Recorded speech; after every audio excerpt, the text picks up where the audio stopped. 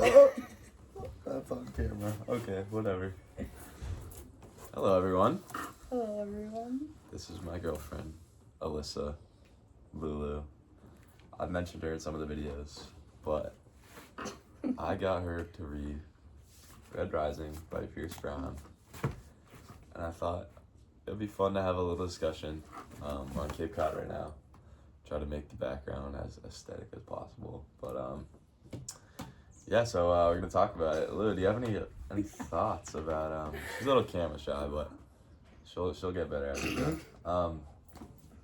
Any thoughts? We're gonna keep it spoiler free for a few minutes. I'm gonna just say all the spoilers. What? I'm just gonna say all the spoilers. No, don't say it yet. Just say like spoiler free. What did you think about the book overall? Like rating out of 10, Mm-hmm. I'd give it like a 7.3. 7.3. You know, really, this wasn't my favorite thing to read, but at times, you know, it was good when like the action was happening. Mm-hmm. Really like those parts. Yeah, something different. Yeah. I'm honestly really proud of her for reading it because I didn't think she was gonna be able to get through it. Like it took her literally 3 months to read this book. All right, 2 months. Okay. But then again, like she would only read at night after like a long day of work, and she'd just be like off 3 hours of sleep. So it's kind of hard to enjoy a book under those circumstances. But I did it. anyways, my rating, I'd probably give Red Rising a 9.4 out of 10. So let's say 4.75 stars. I definitely, as someone who's I've read Golden Sun, the next book in the series. I think Pierce Brown really takes his writing to a different level, a new level, a higher level. The next book? Yeah. And I think he was a little bit limited by his environment here. As someone trying to get published, this was like, he claimed this was going to be his last attempt at making a book. And the publishers were really looking for like a Hunger Games style book. So he's kind of limited by that. But he still really made it work and told the story he wanted to tell. And I really loved a lot of the characters. What else? I think the setting, the world building is really cool. And I just think his writing style too, although it can be a little bit flowery at times, I think some of That's an understatement. yeah. Some of his one-liners and some of the lines I think are just really powerful and kind of like got me going, like stand up and cheer type moments, you know. Okay. So with that out of the way, we're gonna go into some spoilers here. So so the first category, what do you want to do? Characters? Yeah. Okay.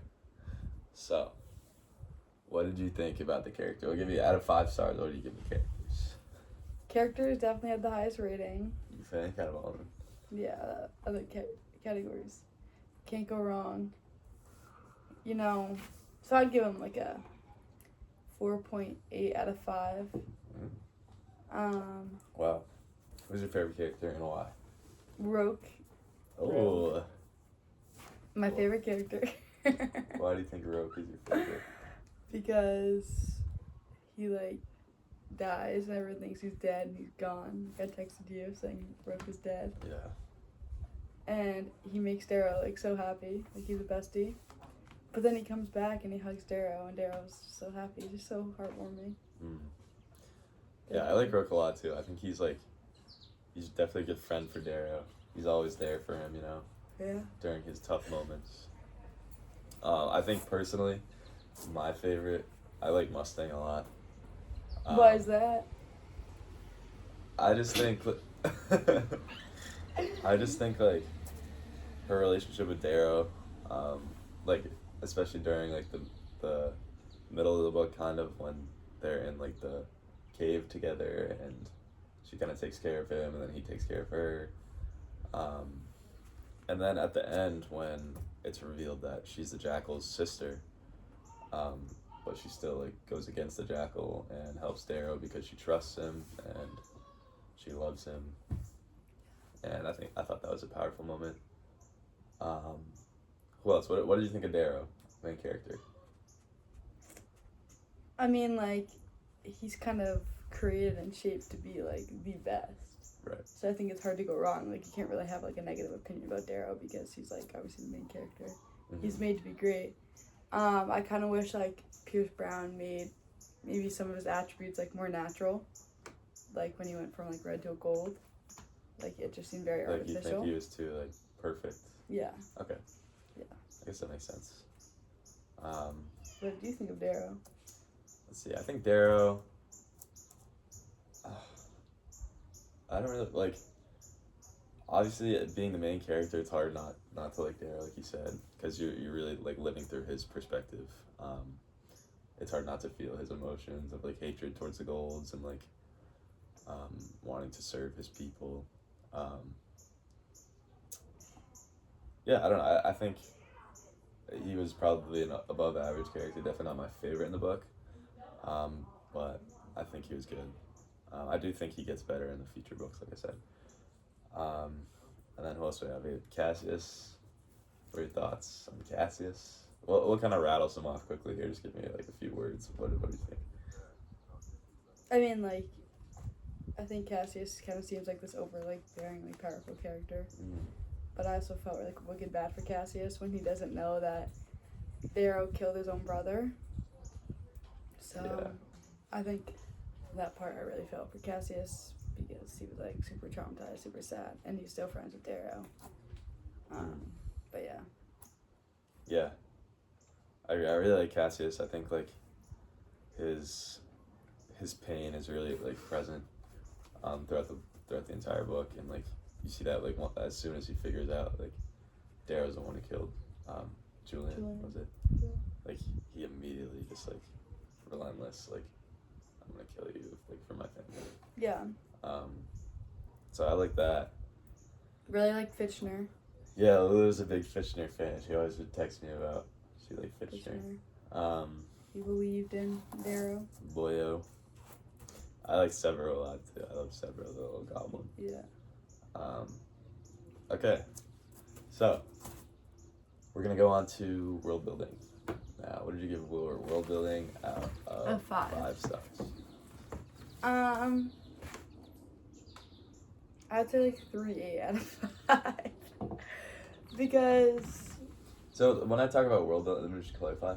World building is like not just obviously like the world they're in, but it's like how society is set up, like how, especially in like science fiction, the technology they're using, okay. etc.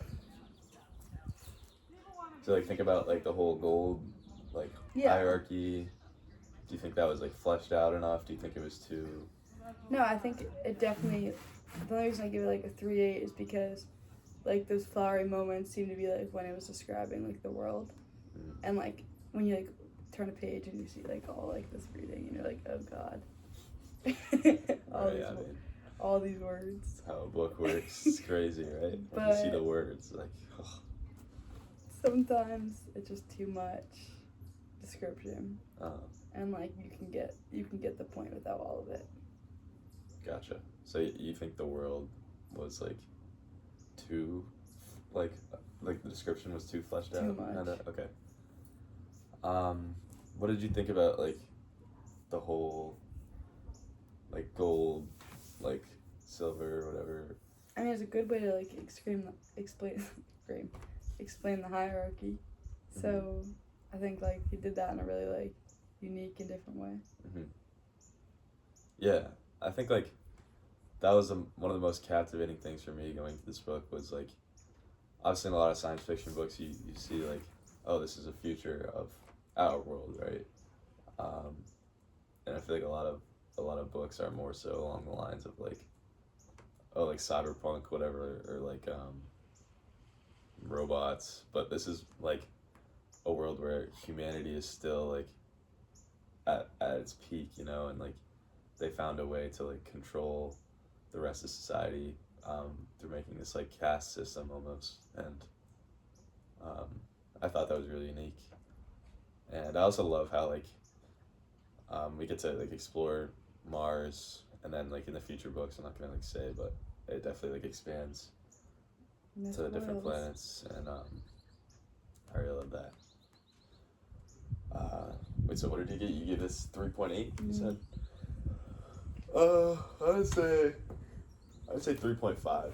Oh.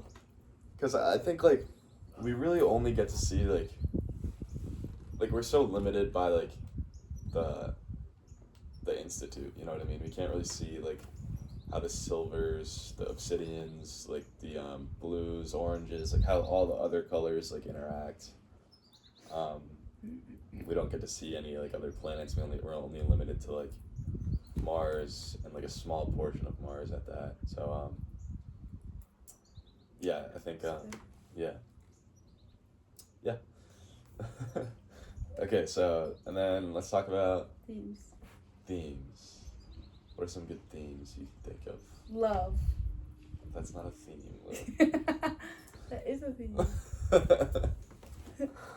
Love? Yes. Are you serious? Alright. I guess love. Yeah. Well, like love for EO. Yeah. Love for EO, love for Mustang. Like. Love for his people. Yeah, love for each other. I think it's actually a main emerging theme, despite what Eli says. Well, like, I feel like a theme isn't like that's just like a. That's a theme. I think love is a theme. I feel Promise. like a theme is like. I wrote many books in my day. Okay. Let's see, what else is a theme? Jeez, we really should have thought this part out a little more. I think one of the main themes is like perseverance, honestly, and like being relentless for your family, for your people, because not only do we see it from Darrow's perspective, where like he needs to fight for like EO for the Reds, but we also see it from the Gold's perspective, where, like I mentioned earlier, Cassius is like willing to do whatever it takes to get revenge for his brother who's killed, and like really protecting the. I just tried to kill a bug. Cassius is really protecting like the Gold's way of life, and I have another theme. Okay. Power. Power. Because hierarchy, like the Golds have the most power. Yeah. The Reds have nothing. Power and fear, like maintaining fear throughout power, or sorry, the other way around. Maintaining power through fear. Yeah. That's kind of like relentless. Yeah. Perseverance. Sure. I looked Just now. that one up. Okay. All right. You canceled. Anyways, so themes. I'm kind of blanking on some of them right now. I probably should have like brought some research, like some notes or something. Guess who doesn't know about the book now? Yeah. Okay. I read the book a year ago. Lulu read it like a month ago. So. True. And I know everything about it. Okay. So last part we're gonna go over real quick. Well, we're gonna do one more section and then we'll do like a wrap up conclusion. Okay. So the last part is prose / writing style. What did you think about Pierce Brown's writing as an author? Like his prose, the way he writes. At times it like moved way too quickly, but then at times it moved way too slow. Like I said, a lot of words on some pages, but then like some things that could have been like more like long drawn out, like weren't. I think like all like the fights, like the good parts, when he's like fighting with Julian, or like really like any of the fights, any of the conversations with Fishner, any of the like all the times that like I felt like a time like he's on his horse and he's like going to one of the houses, I forget which one, but like when he's like traveling or whatnot, like all the exciting parts. Oh, look at this puppy. Is that the same one we saw the other day? No, I don't think so. I saw that one earlier. But I think a lot of these parts were like the fun, like action, moving along stuff happened. It wasn't like described enough. But then the other parts, like the world building, ones explaining like everything, that was too dense in vocab. And it was hard to get through. But maybe that's why I liked it more, is because it was less dense. So what do you give it out of 5? No, that was good. That was a good little ramble there. Thanks. Probably like a 4. 4.4. I feel like you didn't like it that much. Okay, probably like a 4. Yeah. Oh. So I'm probably about the same as you, a 4.0. I think, like I said earlier, some of the one-liners and the action sequences, like Lou said, those had quite the punch, you know, like some very powerful and like exciting moments where you're kind of just like flipping through, like reading very quickly. I think at times some of the important moments were a little bit too quick. Like I think the build-up wasn't necessarily like paid off in some aspects. Like I wish like some of the parts were drawn out a little longer so we could like really live in the moment and like experience it. I feel like I said, like he writes these one-liners, but it kind of just like moves through it very quickly, and sometimes doesn't give you like I feel like the adequate amount of time to like live in that like exciting moment, you know. Also, some of the words he uses are a little bit much. When I was reading Golden Sun and like Morning Star, I was literally looking up a word, probably like 3 words per page. And it was really slowing my reading pace. I don't remember exactly if that was the case for this, like the first book, but he definitely does have some flowery prose. But I think it also is like. Back to Steez. Okay. Jeez. What was I saying? Flowery prose. Flowery prose.